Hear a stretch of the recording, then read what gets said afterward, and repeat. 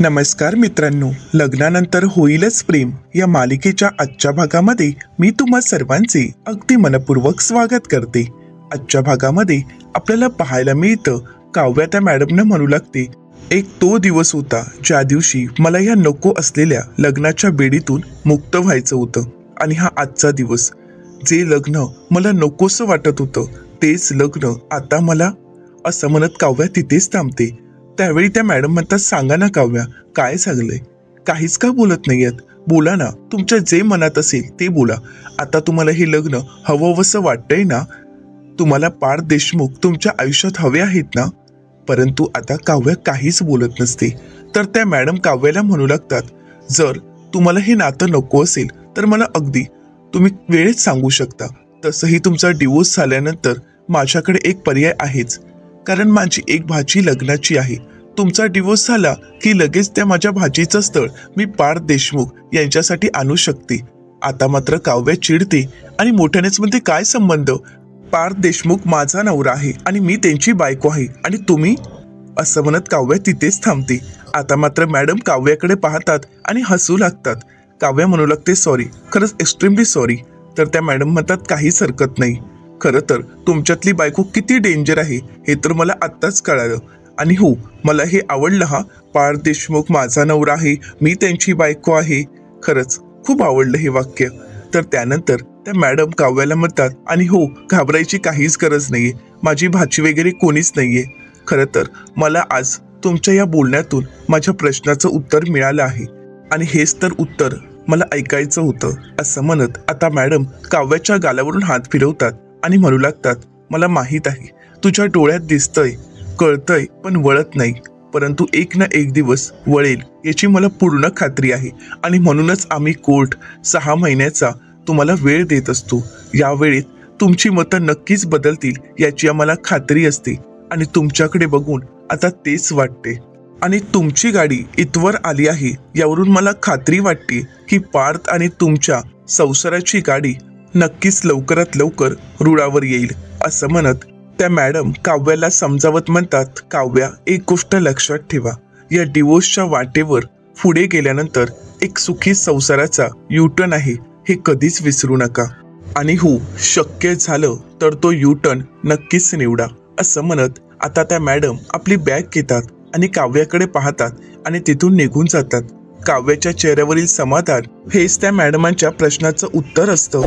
तर दुसरीकडे पाहायला मिळतं की आता रम्या आणि वसुआत्या आपल्या कामाला सुरुवात करतात। रम्या एक एक फोन लावत असते, परंतु आत्तापर्यंत 3 फोन लावून झालेले असतात, पण त्यामध्ये त्यांना हवी असलेली सुनीता काही सापडलेली नसते। तर आता रम्या म्हणू लागते, आई, अगं आता 2च तर नंबर राहिले आहेत, आता त्यातून पण कसं शोधायचं, काहीच कळत नाहीये। तर त्याच वेळी आता वसुआत्या म्हणू लागतात, तू समोरचा नंबर डायल कर बघू, कदाचित हा नंबर त्या सुनीताचा असू शकतो। आणि म्हणूनच रम्या फोन करते, परंतु त्यावेळी त्या समोरच्या बाई म्हणतात, हॅलो। तर आता रम्या म्हणते, हॅलो, कोण बोलतंय? तर त्या म्हणू लागतात, आत्ताच तर आपलं लग्न झालंय ना, आणि तरी सुद्धा तू मला ओळखू शकत नाहीयेस का? एवढ्या लवकर तू मला विसरलास का? असं म्हणत आता त्या खूप चिडलेल्या असतात। रम्या मात्र फोन कट करते। तर त्यानंतर वसुआत्या म्हणू लागतात, नाही, ही आपल्याला हवी असलेली सुनीता नाही, कारण ही बाई काय म्हणाली पाहिलंयस ना रम्या, त्यांचं आत्ताच लग्न झालं आहे आणि ज्या दिवशी सुनीता खरी आली होती ती तर मानिनीच्या वयाची होती, म्हणजे ही तर असूच शकत नाही।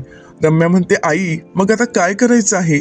तर आता रम्या म्हणू लागते, अजून आपल्याजवळ नंबर आहेत। असं म्हणत रम्या आता पुढचा नंबर डायल करते, परंतु त्याच वेळी तो नंबर असतो तो एक वेगळ्या आवाजात बोलणारा एक पुरुष असतो। आता मात्र रम्या म्हणू लागते, आई, तर त्याचवेळी वसुआत्या फोन कट करतात। वसुआत्या म्हणू लागतात, असा आवाज तर त्या सुनीताचा बिलकुलच नव्हता। तर त्यानंतर रम्या म्हणते, आता काय करायचं आहे? तर आता रम्या पाहते तर त्यांच्याकडे अजून एक नंबर शिल्लक असतो। रम्या म्हणते, आई, नक्कीच आपल्याला हवी असलेली सुनीता कदाचित ही असू शकते, कारण आता तर एकच नंबर उरला आहे। आई, मला तरी वाटतंय की आपल्याला हवी असलेली सुनीता कदाचित हीच असू शकते। तर आता वसुआत्या म्हणतात, परंतु मला एक कळत नाहीये की कदाचित मानिनीने तिच्या बेस्ट फ्रेंडचा सुनीताचा नंबर बेस्टी, माय बेस्ट फ्रेंड, सखी असं काहीतरी नावाने सेव्ह केलं नसेल ना? नाहीतर आपण फक्त सुनीताच नाव शोधत बसू. तर आता रम्या म्हणते, आई प्लीज ना, असं नको ना बोलूस. वसू आत्या म्हणतात, बरं ठीक आहे, कर बरं डाईल. आता मात्र रम्या तो शेवटचा फोन नंबर डाईल करते आणि त्या नंबरची रिंगही वाजत असते. आता खरं तर जो नंबर रम्याने डाईल केलेला असतो तो खऱ्या सुनीताचा असतो, परंतु सुनीता मात्र तिच्या रेस्टॉरंटमध्ये कामामध्ये बिझी असते आणि ती काही फोन उचलत नसते. रम्या आणि वसू आत्या सुनीता फोन कधी उचलेल याची वाट पाहत असतात, परंतु काही केल्या सुनीता मात्र फोन उचलत नसते आणि म्हणूनच ही नक्की सुनीता आहे की नाही हे मात्र त्या दोघांनाही कळत नाही. आता मात्र वसू आत्या खूप चिडतात आणि म्हणू लागतात, रम्या एकही गोष्ट नाहीये की जी आपल्या मनासारखी होईल. प्रत्येक वेळी काही ना काही अडथळे येतात आणि आपलं काम कधी पूर्ण होतच नाही. तर दुसरीकडे पाहायला मिळतं काउन्सिलिंगच्या मॅडम आता पार्थला म्हणू लागतात, काव्याच्या काउन्सिलिंगमध्ये थोडीफार मला प्रगती दिसत आहे. म्हणजे मला तरी असं वाटत आहे की थोड्याच दिवसात तुमच्या नात्याचा विजय होणार आहे. आता हे ऐकल्यानंतर पार्थला खूप आनंद होतो. पार्थ म्हणू लागतो, खरंच का मॅडम? खरंच जर असं झालं तर माझ्यासाठी तो आनंदाचा क्षण असेल. काय आहे ना, मी एक आर्किटेक्ट आहे. मी जर एखादं चित्र मनात ठरवलं तर ते हुबेहूब मी कागदावर उतरवू शकतो, त्याचं स्केच अगदी नीटपणे करू शकतो. परंतु ज्यावेळी ते काम चालू होतं आणि त्याच्यावर एक एक वीट रचली जाते आणि ते बांधकाम पूर्ण होतं आणि ते आपल्या मनासारखं होतं, तेव्हा खऱ्या अर्थाने आनंद मिळत असतो. आणि तसंच आमच्याही नात्याचं मी एक चित्र माझ्या मनात तयार केलं आहे, परंतु ते चित्र पूर्ण व्हायला खरंच खूप वेळ लागत आहे. काही हरकत नाही, परंतु आज तुमच्या बोलण्यातून मला हे तरी कळालं आहे की त्या नात्याच्या चित्रामध्ये एक वीट रचली गेली आहे. हळूहळू एक वीट अशीच रचली जाईल आणि आमचं नातं पूर्णत्वास येईल याची मला पूर्ण खात्री आहे. पण मॅडम, काव्या नक्की काय बोलल्यात तुमच्याशी? आता मॅडम काही सांगणार, परंतु त्याच ठिकाणी काव्य आलेली असते. आता काव्य पार्थकडे पाहते. आता मात्र काव्याच्या पाहण्यामुळे पार्थची बोलती बंदच झालेली असते. आता मॅडम काव्याकडे पाहतात आणि पार्थला म्हणतात, मी सांगायची काहीच गरज नाही, थोड्याच दिवसात तुमच्याही लक्षात येईल. पण मॅडम नक्की काय बोलत आहेत पार्थला काहीच कळत नाही आणि म्हणूनच पार्थ मॅडमना विचारतो, म्हणजे? तर त्या मॅडम पार्थला म्हणतात, म्हणजे काही गोष्टी असतात ना, त्या बायकोच्या तोंडून ऐकणंच आपल्याला खूप गरजेचं असतं. कारण काही गोष्टी बायकोकडून ऐकणं हेच तर आपल्यासाठी सुखाचे क्षण असतात, नाही का? असं म्हणत आता त्या मॅडमनी प्रश्नाचं उत्तर अगदी कोड्यातच दिलेलं असतं. तर त्यानंतर आता मॅडम काव्याला म्हणतात, बरं काव्या, तुमची परीक्षा कधीपासून सुरू होत आहे? काव्या म्हणते, उद्यापासूनच. तर त्या मॅडम काव्याला म्हणतात, तसंही तुम्ही या परीक्षेमध्ये उत्तीर्ण होणारच आहात, परंतु दुसरी एक्झाम ज्यामध्ये तुमचा नवरा तुमच्यासाठी भरपूर कष्ट घेत आहे, तुमच्यासाठी प्रयत्न करत आहे, तुमची काळजी घेत आहे आणि हे पाहून मला तरी पूर्ण खात्री आहे की त्याही परीक्षेत तुम्ही नक्कीच उत्तीर्ण व्हाल आणि त्यासाठी माझ्या शुभेच्छा आहेतच तुमच्यासोबत. All the best. काव्या म्हणते, थँक्यू सो मच. तर त्यानंतर त्या मॅडम काव्याला म्हणतात, आणि हो, तो गणितावरचा फोकस अजिबात हलू देऊ नका. काव्या म्हणते, नाही हलणार. इनफॅक्ट त्याच विषयात मी टॉप असेन याची मला पूर्ण खात्री आहे. मॅडम म्हणतात, बरं ठीक आहे, मी येते आता. असं म्हणत काउन्सिलिंगच्या मॅडम तिथून निघून जातात. तर त्यानंतर पार्थ आणि काव्या एकमेकांकडे पाहू लागतात. तर आता पार्थ काव्याला म्हणतो, काउन्सिलिंग आणि गप्पा जास्तच झाल्यात नाही का? तर काव्या आता पार्थला म्हणते, हो. तर त्यानंतर आता काव्या पार्थला म्हणू लागते, ते सगळं जाऊ दे देशमुख, तुम्ही माझ्या एका प्रश्नाचं उत्तर द्या बरं. तर आता पार्थ विचारतो, कोणत्या? तर काव्या पार्थला म्हणते, मला एक सांगा देशमुख, तुम्ही माझा इतका विचार का करता? म्हणजे इतकी काळजी का घेता? तर पार्थ म्हणतो, म्हणजे? तर काव्या पार्थला म्हणते, आज माझा चेहरा पडला होता म्हणून तुम्ही मुद्दाम काउन्सिलिंगच्या मॅडमला इथवर बोलवून घेतलात ना? तर आता पार्थ काव्याच्या प्रश्नाचं उत्तर देत म्हणतो की हो, काय आहे ना, या एका गोष्टीमुळे तुमच्या अभ्यासात किंवा परीक्षेत कोणत्याही प्रकारचं डिस्टर्ब व्हायला नको आणि म्हणूनच मला हे करावं लागलं. परंतु मी काही चुकीचं केलंय का? तुम्हाला हे आवडलं नाहीये का? असं म्हणत आता पार्थ काव्याला प्रश्न करतो. तर काव्या म्हणू लागते, नाही नाही, असं काही नाही. आता काव्या टाइमपास करत आहे हे पार्थच्या लक्षात येतं आणि म्हणूनच पार्थ आता काव्याला आठवण करून देत म्हणतो, चला चला अभ्यासाला लागा, खूप वेळ झाला, टाइमपास करून खूप गप्पा मारून सगळं काही झालं आहे.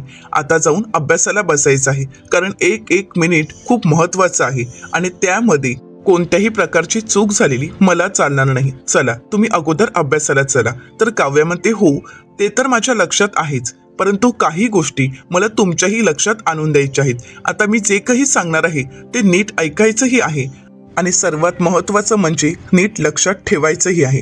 आता मात्र पार्थ फक्त मान डोलावत असतो, तर काव्या पुढे म्हणू लागते, माझ्यासाठी आता अभ्यास खूप महत्त्वाचा आहे आणि तो मला अगदी नीट मन लावून करायचा आहे, परंतु त्यासाठी मला काही नियम अटी हे सुद्धा घालायचे आहेत आणि ते फक्त नियम अटी माझ्यापुरत्या मर्यादित नसतील, तर ते तुम्हालाही पाळाव्या लागतीलच.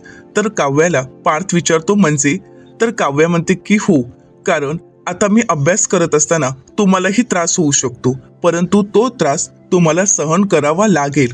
तर पार्थ म्हणतो, चालेल, काहीच हरकत नाही. अहो मी माझ्या भावासाठी वर्ल्ड कप कुर्बान केला आहे, मग काय तुमच्यासाठी काही पण. असं म्हणताच आता मात्र काव्य शांतच होते आणि पार्थकडे पाहू लागते. तर त्याचवेळी काव्याला फोन आलेला असतो. काव्या म्हणते, बोला खारुताई. तर आता काव्याची फ्रेंड काव्याला म्हणते, मला रिव्हिजन करण्यासाठी तुझ्या घरी यायचं आहे. तर काव्या म्हणते, रिव्हिजनसाठी माझ्या घरी यायचं आहे? काहीच हरकत नाही, मला तर काहीच प्रॉब्लेम नाहीये, ये ना तू. असं म्हणत काव्य फोन ठेवते. आता पार्थ खुश होतो आणि काव्याला विचारतो, काय झालंय, खारुताई येत आहेत का? तर काव्या म्हणते, तुम्ही का एवढे खुश होत आहात? तर पार्थ म्हणतो, नाही म्हणजे आम्ही दोघंही एक टीम होऊन. तर काव्या म्हणते, मी तुम्हाला काय म्हणाले, माझ्या सुद्धा काही नियम अटी असणार आहेत आणि त्याचा तुम्हाला त्रासही होऊ शकतो, परंतु त्या तुम्हाला पाळाव्याच लागतील. आता पार्थ मात्र काहीच बोलत नसतो. काव्याची बडबड सुरू असते. काव्या म्हणू लागते, अहो तुम्हाला कळतंय का, मी तुम्हाला म्हणाले ना, तुम्हाला सुद्धा मला मदत करावीच लागेल. आता पार्थ विचारतो, म्हणजे काय झालंय नक्की? काव्य म्हणते, अहो ती आपली बेडरूम, अहो किती पसारा करून ठेवलाय तुम्ही. ज्यावेळी तुमचं काम असेल ना तेव्हा नुसता पसारा करून ठेवता, आवरायचं मात्र तुम्हाला अजिबातच माहित नाही. आज त्या मॅडम आल्या होत्या, त्या तर आपल्या बेडरूमकडे पाहत होत्या, काय तो पसारा दिसत होता आणि तो तसाच ठेवायचा आहे का? चला चला आपण आवरून घेऊयात. असं म्हणत आता काव्य रूम आवरण्यासाठी जाते, परंतु काव्याचं हे वाक्य मात्र पार्थला भरपूर आवडलेलं असतं. पार्थ म्हणू लागतो, आपली बेडरूम. खरंच आता हळूहळू काव्या नात्याचा स्वीकार करू लागले आहेत. खरं तर 3 महिन्यामध्ये काव्यामध्ये बरीच प्रगती दिसून येत आहे. आता काव्यामध्ये होणारा बदल आणि तिच्यामध्ये झालेली प्रगती पाहून पार्थला मात्र खूप आनंद झालेला असतो. तर दुसरीकडे पाहायला मिळतं, रम्या आणि वसुहत्या या दोघींचीही खूप चिडचिड होत असते. रम्या म्हणू लागते, आई अगं काहीच उपयोग होत झाला नाही. तर आता वसुहत्या म्हणतात, हो ना, बघ ना, आपण एवढे प्रयत्न केलेत पण काहीच उपयोग नाही झाला. रम्या म्हणते, हो ना, उगाचच वेळ फुकट गेला. खरं तर आपण ज्या सुनीताच्या शोधात आहोत ती सुनीता काही आपल्याला सापडलीच नाही. वसुहत्या म्हणतात, हो ना, हे तर आपल्या बाबतीत नेहमीच चाललं आहे, म्हणजे आपल्याला जे काही हवं असतं ते आपल्याला मिळतच नाही. प्रत्येक वेळी आपल्या पदरी फक्त निराशाच येते. आता रम्या काही बोलणार, परंतु त्याच वेळी रम्याच्या फोनची रिंग वाजते. रम्या पाहते, वसुहत्या विचारतात, कोणाचा फोन आहे ग? तर रम्या म्हणते, अननोन नंबर आहे. आता रम्या तिच्या हातात असणाऱ्या नोटबुकवर नंबर पाहते आणि म्हणू लागते, आई अगं त्या सुनीताचा फोन आहे, ज्या सुनीताने फोन उचलला नव्हता ना तिचाच रिटर्न फोन आला आहे. वसुहत्या म्हणतात, उचल उचल बघ ना. तर त्याच वेळी आता घाईघाईने रम्या फोन उचलते. आता रम्या काही बोलणार, तर तिकडनं सुनीता विचारते की कोण बोलतंय. आता सुनीता, तिचा तो आवाज हे मात्र रम्याने अगदी परफेक्ट ओळखलेलं असतं. रम्या म्हणू लागते, आई अगं तीच सुनीता आहे जी सुनीता आपल्याला हवी होती. आता सगळ्या प्रश्नांची उत्तरं आपल्याला लवकरच मिळणार आहेत. असं म्हणत रम्या खुश होते. वसुहत्याही खुश होतात आणि रम्याला म्हणतात, बोल बोल, आपल्याला सगळ्या प्रश्नांची उत्तरं तर मिळवायची आहेत ना. आता रम्या फोनवर बोलायला जाणार, परंतु त्याच वेळी तिथे नंदिनी आलेली असते. आता नंदिनी रम्या आणि वसुहत्यांना विचारते, काय चाललंय तुम्हा दोघींचं? आता मात्र रम्या घाबरते, तिला काय बोलावं काहीच कळत नसतं. परंतु त्याच वेळी रम्याचं लक्ष नंदिनीच्या हातामध्ये असणाऱ्या न्यूजपेपरकडे जातो आणि त्या न्यूजपेपरमध्ये असणारी न्यूज रम्याने पाहिलेली असते. आता रम्या नंदिनीला विचारते, आमचं राहू देत, पण तुझं काय चालू आहे? शोध मोहीम? असं म्हणत तिच्या हातातील न्यूजपेपर काढून घेते आणि म्हणू लागते, आई अगं बघतेस ना तू, कोणीतरी शोध मोहीम सुरुवात केली आहे. असं म्हणत आता रम्या त्या पेपरमध्ये असणारी न्यूज वसू आत्यांना दाखवते. आता वसू आत्या मुद्दामून आश्चर्यचकित झाल्याचं नाटक करतात आणि म्हणतात, रम्या अगं हा हार तर ओळखीचा वाटतोय, आपण कुठेतरी पाहिलाय ना हा? तर रम्या म्हणते, हो का आई, तू विसरलीस का? हा हार तर आपण शेवटचा जीवाकडेच पाहिला होता नाही का? आणि आता तो कुठल्या तरी NRI कडे आहे, हो ना? तर आता वसू आत्या म्हणतात, हो हो आठवलं, हा मला तरी आठवतच नव्हतं ग, पण तू आठवण करून दिलीस. आता मात्र या दोघींची नाटकं पाहून नंदिनीला खूप राग आलेला असतो. नंदिनी वसू आत्यांच्या हातातील तो पेपर काढून घेते आणि तिथून निघून जात असते. आता वसू आत्या नंदिनीचा हात पकडतात आणि म्हणतात, अगं नंदिनी, कुठे पळून जाशील ग आमच्यापासून? अगं तुझ्या या मूर्ख प्रयत्नांचं मला कौतुक तरी करू देत ना. आता मात्र नंदिनीला खूप वाईट वाटतं. तर वसू आत्या नंदिनीला म्हणतात, नंदिनी तू जो काही मूर्खपणा करतेस ना, म्हणजे हार मिळवण्यासाठी जे काही प्रयत्न करतेस, त्यानंतर तुला काय वाटतंय ग? हा हार तुला मिळणार नाही का? म्हणजे तू हा हार मिळवण्यामध्ये यशस्वी होणार आहेस का? तर आता नंदिनी ठामपणे उत्तर देत म्हणते, हो हा हार मी मिळवणार आहे, लवकरच हा हार मी शोधून काढेनच. आता मात्र रम्या आणि वसू आत्या दोघेही एकमेकींकडे पाहत हसू लागतात. तर त्यानंतर रम्या आता नंदिनीला म्हणू लागते, अगं नंदिनी तू झोपेत आहेस का? जागी हो, कारण तो हार शोधणं तुला नाही जमणार आणि तो हार तुला मिळणारही नाही. तर आता नंदिनी रम्याला चढेतोड उत्तर देत म्हणते, तुमचं मत विचारलंय का मी? मी तुम्हाला विचारलंही नाहीये की तो हार मला मिळू शकतो की नाही, पण मीच आता तुमच्या प्रश्नाचं उत्तर देत सांगते की हो, तो हार मी मिळवणार आहे आणि तो हार कसा मिळवायचा तो माझं मी बघेन. असं म्हणत आता नंदिनी तिथून निघून जात असते. तर वसू आत्या पुन्हा एकदा नंदिनीला आवाज देत म्हणतात, कसा बघशील तू सांग ना? रोज जीवा कामावर जातो ते जसं बघतेस तसंच तू त्या हाराच्या बाबतीतही बघणार आहेस का? आता मात्र रम्या हसू लागते. तर वसू आत्या रम्याला म्हणतात, रम्या खरंच सांगू का, जीवा जो पकडला गेलाय ना तो हिच्यामुळेच पकडला गेला आहे. या सगळ्याला खरं तर हीच जबाबदार आहे, कारण हिने जर विक्रमला नानूबाईंच्या दुकानात जायला सांगितलंच नसतं तर हे सगळं काही घडलंच नसतं आणि जीवाचं सत्य कधी सर्वांसमोर आलंच नसतं. आता मात्र वसू आत्यांचं हे बोलणं नंदिनीच्या मनाला लागतं, परंतु त्याचवेळी उतावळी रम्या मात्र पटकन बोलून जाते, अगं आयडिया तर आपलीच होती ना ग आई, म्हणून तर जीवा आणि नंदिनी अडकलेत. आता मात्र वसू आत्या थक्कच होतात, कारण चक्क रम्याने सत्य नंदिनी समोरच सांगितलेलं असतं. आता नंदिनीच्या सगळं काही लक्षात येतं. नंदिनी रागानेच त्या दोघींकडेही पाहते आणि मोठ्यानेच म्हणते, म्हणजे जीवा हार विकून आलेत हे तुम्हा दोघींनाही माहित होतं? आणि माहित असूनही तुम्ही दोघींनीही हे सगळं काही घडवून आणलं, हे सगळं काही तुम्ही मुद्दामून केलंय ना?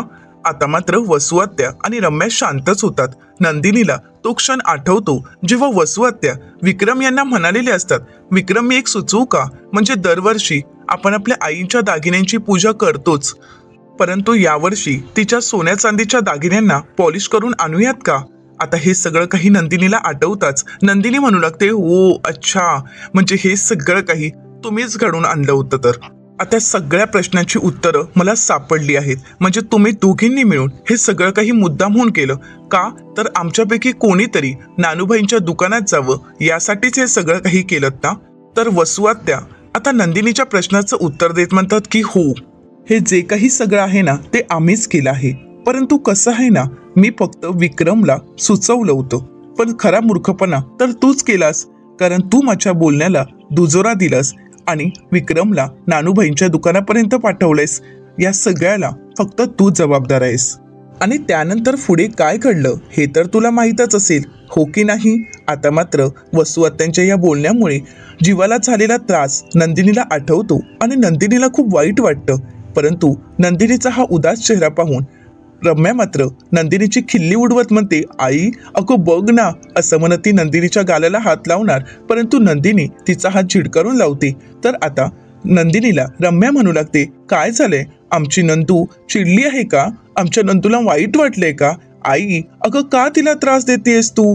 परंतु आई आता आपली नंदू काय करेल ग? नंदू काय करशील ग आता तू? असं म्हणत रम्या आता नंदिनीची खिल्ली उडवत असते. तर त्यानंतर वसू आत्या म्हणू लागतात, काय करणार आहे ती?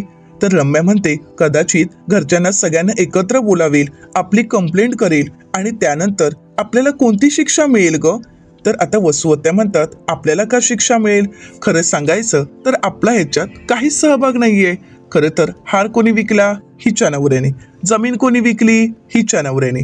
आणि लपवालपवी कोणी केली? हिच्या नवऱ्याने. मग सगळ्याला जबाबदार कोण आहे? हिचा नवरा. मग आपल्याला का शिक्षा होईल? आपण तर काहीच केलं नाहीये. आणि हिने जरी आपली कंप्लेंट केली तरी तो दागिना परत येणार आहे का? तर आता रम्या म्हणू लागते, नाही नाही आई, असं कसं होईल? गेलेला माणूस आणि गेलेला दागिना परत येत नाही. असं म्हणत दोघीही मोठमोठ्याने हसू लागतात. आणि आता रम्या नंदिनीला विचारते, नंदिनी अगं आता काय करणार आहेस तू? तुझ्या या मूर्ख प्रयत्नांना यश मिळणार आहे का? तर त्यानंतर आता रम्या वसुहत्यांना म्हणते, आई अगं तुला माहित आहे का, जीवा नंदिनीला काय म्हणाला होता? शेअर मार्केटमधून झालेल्या प्रॉफिटमधून त्याने हिचा तो आनंद निवास परत मिळवला आहे. असं म्हणत दोघीही हसू लागतात.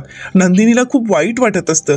जीवाची ती अवस्था नंदिनीला पाहवत नसते, परंतु या सगळ्याची वसुहत्या आणि रम्या मात्र खिल्ली उडवत असतात.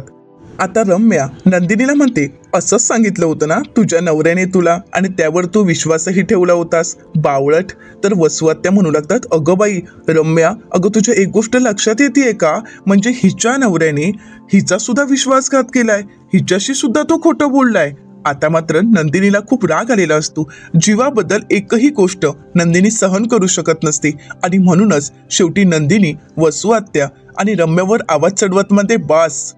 नंदिनी म्हणू लागते, बास, आता एक शब्दही बोलायचा नाही आणि जीवांबद्दल मी एक शब्दही ऐकून घेणार नाही. वसुहत्या, आता जीवांबद्दल एक शब्द जरी चुकीचा बोललात ना तर तुमचाही हात पिरगळायला मी मागे पुढे पाहणार नाही. आता नंदिनीचं हे रौद्र रूप पाहून वसुहत्या आणि रम्या मात्र घाबरून गेलेले असतात.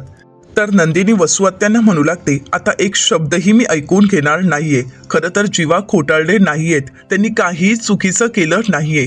जीवानी जे काही केलं त्यामुळे कित्येक लोकांच्या चेहऱ्यावरचा आनंद परत आला आहे. कोणाच्या तरी डोक्यावर छप्पर आला आहे. कोणाला तरी तो आनंद निवास परत मिळाला आहे की ज्याच्यामुळे काही लोक सुखाने शांततेने जगू शकतात.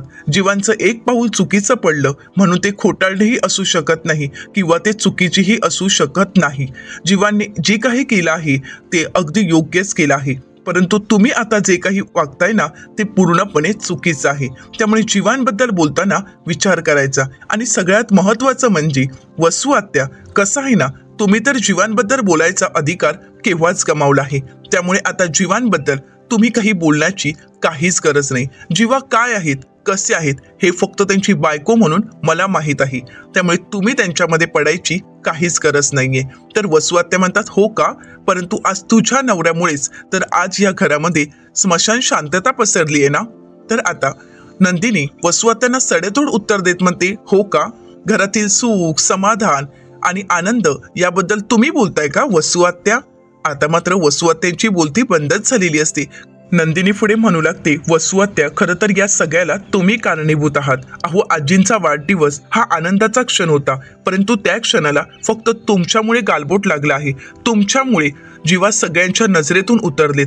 सगळ्यांच्या समोर जीवाची ती अवस्था पाहून तुम्हाला मात्र आनंदच झाला असेल ना. बाप आणि मुलामध्ये फूट पडून तुम्ही मात्र मज्जा बघत राहिलात. तुमच्यासारख्या माणसांची खरंच मला कीव येते. अहो, ज्यावेळी जीवांना काठीचा मार बसत होता तेव्हा मात्र तुम्हाला मज्जा वाटली असेल ना, तुम्हाला आनंद वाटला असेल ना. अहो, कुठल्या मातीचे बांधला आहात तुम्ही? असं म्हणत आता नंदिनी वसुहत्यांना चांगलाच जाब विचारते. तर नंदिनी पुढे वसुहत्यांना म्हणते, याचाच अर्थ डावफेच खेळणं हे तुम्ही अजूनही सोडलेलं नाहीये. आतापर्यंत तुम्ही माझ्या मागे लागला होता आणि आता जीवांच्या मागे लागला आहात, परंतु काहीच हरकत नाही. पण वसुहत्या, आता एक गोष्ट लक्षात ठेवायची, आता मी शांत बसणार नाही. असं म्हणत आता नंदिनी वसुहत्यांकडे बोट दाखवते. तर त्यानंतर रम्या नंदिनीला विचारू लागते, काय करशील? बोल ना, काय करशील तू? नंदिनी म्हणते, आता तो हार ज्यांच्या कोणाकडे आहे तो तर मी मिळवणारच. आता जग इकडचं तिकडे झालं तरी हरकत नाही, परंतु आजींचा हार मी या घरात परत आणणारच. आता तुम्हाला जे प्रयत्न करायचे आहेत ना ते करा, परंतु आजींचा हार मी मिळवून दाखवणारच. असं म्हणत आता नंदिनीने रम्या आणि वसुहत्यांना ओपन चॅलेंज दिलेलं असतं. आता मात्र नंदिनीचं हे चॅलेंज पाहून आणि नंदिनीमध्ये असणारा तो कॉन्फिडन्स पाहून वसुहत्या आणि रम्या मात्र पूर्णपणे घाबरून गेलेले असतात. त्यांना तर नंदिनीचं हे रूप पाहूनच धक्का बसलेला असतो. तर दुसरीकडे पाहायला मिळतं एक व्यक्ती ज्याच्यापाशी हा हार असतो त्यांनी आता एका आजींच्या गळ्यात तो हार घातलेला असतो आणि तो हार पाहून आजींच्या चेहऱ्यावर समाधान असतं. तर दुसरीकडे पाहायला मिळतं रम्या म्हणू लागते, काय म्हणालीस नंदिनी, तू तो हार मिळवणार आहेस? नाही नंदिनी, ते तुला कधीच शक्य नाहीये, कारण तो हार तुला कधीच मिळणार नाहीये, कारण तो हार एका NRI ने विकत घेतलाय ग. आणि ती व्यक्ती तुला कशी सापडेल सांग बघू, कारण ती व्यक्ती कधीच भारताबाहेर निघून गेली असेल नाही का? असं म्हणत वसू आत्या आणि रम्या हसू लागतात. नंदिनी मात्र शांतच असते. तर दुसरीकडे पाहायला मिळतं एक व्यक्ती फोनवर बोलत असते आणि म्हणू लागते की हो, भारतातील काम तर पूर्ण झालं आहे, मी आता लवकरच उद्या ऑस्ट्रेलियाला निघणार आहे, आई बाबांना सोबत घेऊनच. तर इकडे नंदिनी रम्या आणि वसू आत्यांना म्हणू लागते, हसायला येते का? हसा, काहीच हरकत नाही, कारण तुमच्या हसण्यामुळे किंवा तुमच्या अशा वागण्यामुळे काही फरक पडत नाही. कारण कसं आहे ना, आता मला जे करायचं आहे ते मी करणारच आहे, कारण यावेळी माझ्यामध्ये असणारा विश्वास जिंकणार आहे.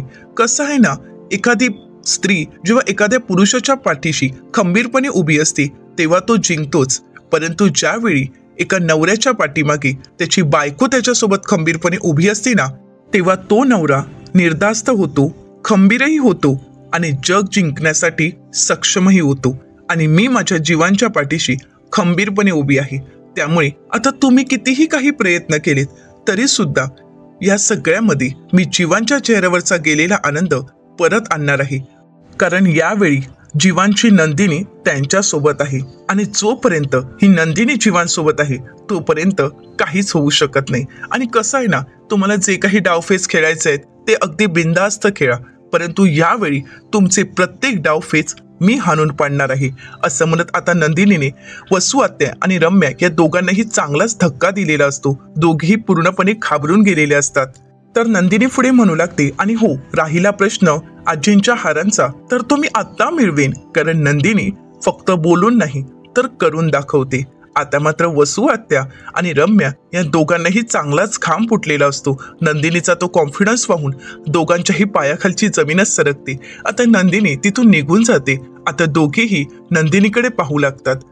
तर दुसरीकडे पाहायला मिळतं काव्या अभ्यास करत असते आणि त्याचवेळी अनिशा आलेली असते. अनिशाला पाहून काव्या खुश होते आणि म्हणू लागते, बरं झालं अनिशा तू वेळेत आलीस, अगं मला खरंच खूप टेन्शन आलं होतं ग, कसं करायचं काहीच कळत नव्हतं. अनिशा म्हणते, अगं काव्या, एवढं जर टेन्शन येतंय तर एवढा जर चांगला नवरा सोबत असेल तर मग एवढं टेन्शन घ्यायची काय गरज आहे, आणि टेन्शन आलंच तर नवऱ्याला मिठी मारायची, आणि एवढा चांगला नवरा असताना मग तुला माझी काय गरज आहे. तर त्याचवेळी पार्थ त्या ठिकाणी येतो आणि म्हणू लागतो, बरोबर बोलतेस अनिशा, या ना, असं म्हणत तो काव्यासमोर उभा असतो. परंतु काव्या काही पार्थच्या कुशीत जात नाही किंवा त्याला मिठीही मारत नाही, फक्त त्याच्याकडे पाहत असते. तर अनिशा म्हणू लागते, जिजू काय चाललंय हे नक्की. तर त्यानंतर अनिशा म्हणते, हो ना, मलाही पेपरचं खरंच खूप टेन्शन आलं आहे. काव्या म्हणू लागते, उद्या साध्या सुध्या परीक्षा नाही आहेत, UPSCच्या प्रिलिम्स आहेत, तुम्हाला कळतंय का. तर आता अनिशा म्हणते, हो ना, उद्याच्या एक्झामवर सगळं काही अवलंबून आहे, खरंच खूप टेन्शन आलं आहे. तर पार्थ म्हणतो, एवढा काय विचार करताय, माझं ज्यावेळी ग्रॅज्युएशन झालं होतं आणि मी ज्यावेळी आर्किटेक्चरला ॲडमिशन, आता काही पार्थ पुढे बोलणार. तर काव्या म्हणू लागते, बस भारतातील टॉप 30 आर्किटेक्ट्सपैकी बस पार्थ देशमुख, तुमचं जे काही यश आहे ना ते मी नंतर ऐकेन, परंतु आता मला खरंच अभ्यास करू द्या, मला अभ्यास खूप महत्त्वाचा वाटत आहे. पार्थ म्हणतो, ठीक आहे बालिके, तुम्ही दोघेंनीही अभ्यास करा, माझे आशीर्वाद तुमच्या पाठीशी आहे. तर अनिशा म्हणू लागते, जिजू खरंच तुम्ही किती छान जोक मारता हो, खरंच तुमच्या या बोलण्याने ना आम्हाला खरंच प्रेरणा मिळते. खरंच सांगू का, सकाळपासून मला अभ्यासाचं खूप टेन्शन आलं होतं, परंतु तुमच्या या बोलण्यामुळे माझं टेन्शन तर निघूनच गेलं आहे. आता मात्र अनिशाचं हे बोलणं ऐकून काव्य म्हणू लागते, काय म्हणालीस, तुला यांच्यामुळे बरं वाटत आहे, यांच्यामुळे. तर पार्थ म्हणतो, हो, ऐकलत ना तुम्ही. आता मात्र अनिशा पार्थला टाळी देणार, परंतु त्याच वेळी आता काव्य हात पुढे करते. पार्थ मात्र काव्याकडे पाहू लागतो, कारण अनिशा आणि पार्थमध्ये असणारी मैत्री काव्याला मात्र खटकत असते.